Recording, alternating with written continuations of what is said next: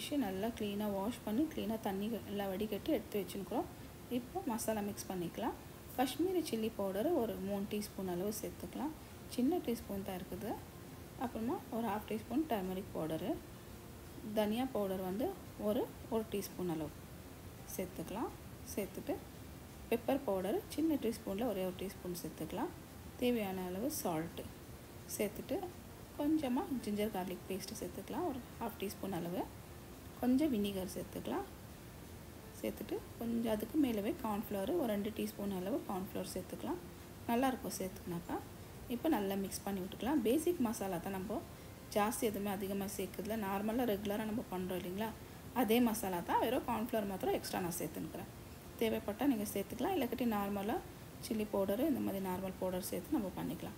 அதுக்கு மேலவே ஒரே ஒரு டீஸ்பூன் ஆயில் சேர்த்துக்கலாம். நான் கோகோனட் ஆயில் தான் சேர்த்துன்னுக்கிறேன். சேர்த்துட்டு இப்போ நல்லா மிக்ஸ் பண்ணி விட்டுடலாம். தேவையான அளவுக்கு கொஞ்சம் நம்ம தண்ணி சேர்த்துக்கலாம். கெட்டியாக இருக்குது இல்லைங்களா, பாருங்கள் இந்த அளவுக்கு நல்லா மிக்ஸ் பண்ணிவிட்டு கொஞ்சம் தண்ணி சேர்த்துட்டு நம்மளுக்கு பாருங்கள் இந்த மாதிரி மிக்ஸ் பண்ணி விட்டுலாம்.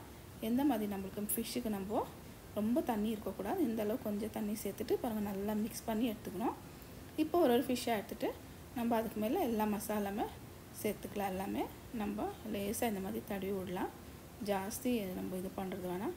இந்த அளவுக்கு லேயராக கொஞ்சம் உட்காட்டும், ரொம்ப அதிகமாக வேண்டாம், ரொம்ப கம்மியாக வேணாம். மசாலா இந்த மாதிரி எல்லா ஃபிஷ்ஷுக்கும் நம்ம இந்த மாதிரி ஃபிஷ்ஷு மசாலா சேர்த்துடலாம். எல்லாமே ஒன்று இருக்கிற ஃபிஷ்ஷுக்கு எல்லாமே பாருங்கள் இந்த மாதிரி ஃபுல்லாக ஒரு ஃபிஷ்ஷாக எடுத்து நம்ம மசாலா தடவி வச்சிடலாம். ஒரு 1/2 hour வரைக்கும் நம்ம ஃபிஷ் வச்சிடலாம். இமீடியட்டாக செஞ்சாக்கா டேஸ்ட் இருக்காது. மினிமம் 1/2 hour, இதுக்கு மேலே இல்லாட்டி நம்ம மத்தியானமே நம்ம மிக்ஸ் பண்ணி வச்சிட்டோம்னாக்கா நைட்டுக்கு செய்தால் கூட இன்னும் நல்லாயிருக்கும். ஃப்ரிட்ஜில் வச்சிடலாம் மசாலா சேர்த்துட்டு. பாருங்கள் ஒரு 1/2 hourக்கு மேலே நம்ம விட்டுட்டோம். ஒரு பேன் எடுத்துகிட்டு கொஞ்சமாக ஆயில் சேர்த்துக்கலாம். கோகோனட் ஆயிலில் தான் நான் ஃபிஷ் ஃப்ரை பண்ணுறேன்.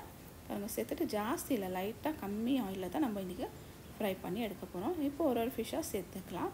இந்த அளவுக்கு பாருங்கள் சேர்த்துட்டு இந்த மாதிரி 4 ஃபிஷ்ஷு சேர்த்துடலாம். சேர்த்துட்டு நம்ம இது ஃபுல்லாக ஒரு 5 நிமிஷம் வரைக்கும் விட்டுடலாம். 5 நிமிஷம் விட்டோன்னு அப்புறமா நம்ம திருப்பி போடலாம் லேசாக. பாருங்கள் இந்த அளவுக்கு நல்லமாக பாருங்கள் இந்த சைடு ஒரு ஃபிஷ்ஷாக எல்லாமே திருப்பி விட்டுடலாம். ஃபுல்லாக ஒரு 5 நிமிஷத்துலவே இந்த ஃபிஷ்ஷு நல்லா குக் ஆகிடும். ஜாஸ்தி நேரம் விடணுட்டில்ல, ஏன்னா வேறு ஃபிஷ்ஷெல்லாம் கொஞ்சம் நேரம் ஆகும். இந்த வஞ்சரம் மீன் வந்து ஒரு 5 நிமிஷத்தில் ஒரு சைடு, இந்த சைடு ஒரு 5 minutes, அந்த சைடு ஒரு 5 minutes விட்டுட்டு நம்ம நல்லா ஃப்ரை பண்ணி எடுத்துக்கலாம். பாருங்கள் இந்த அளவுக்கு நம்ம நல்லா கொஞ்சம் நான் ரோஸ்ட் பண்ணுற வரைக்கும் அந்த சைடு இந்த சைடு நல்லா இந்த அளவுக்கு ரோஸ்ட் பண்ணி எடுத்துட்டேன். பாருங்கள் சூப்பராக நம்ம வந்து வஞ்சரம் மீன் ஃபிஷ் ஃப்ரை ரெடி பண்ணிட்டோம்.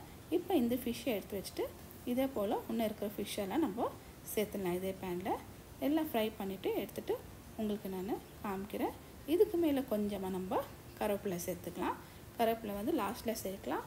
நல்ல ஃப்ளேவர், கருவேப்பிலை ஃப்ளேவரு ரொம்ப நல்லாயிருக்கும், சூப்பராக இருக்கும், நம்மளுக்கு டேஸ்டியாக இருக்கும்.